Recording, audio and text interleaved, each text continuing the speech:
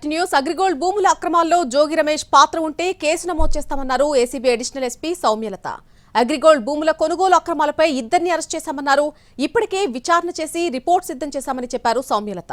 Rural మండల survey Ramesh ను కూడా అరెస్ట్ చేశామని చెబుతున్నారు.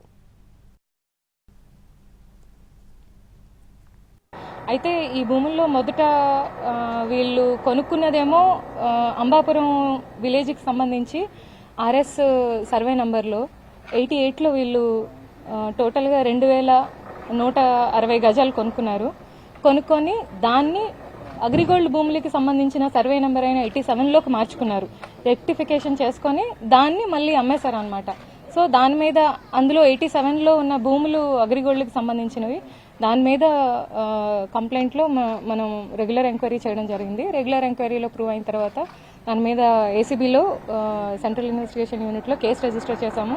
కేసు రిజిస్టర్ చేసి as per investigation first prima facie వచ్చిన వాటిలో ఇద్దరిని అక్యూజ్ని ఆల్రెడీ అరెస్ట్ చేశాము. మిగతా వాళ్ళని కూడా ఫర్దర్ ఇన్వెస్టిగేషన్ మీద మిగతా వాళ్ళని కూడా అరెస్ట్ చేయడం జరుగుతుంది. అంటే ఫర్దర్ ఇన్వెస్టిగేషన్లో ఆయన పాత్ర ఉంది అంటే ఉంటుంది, ఆయన పాత్ర లేకపోతే ఆయన్ని ఇంక్లూడ్ చేయం.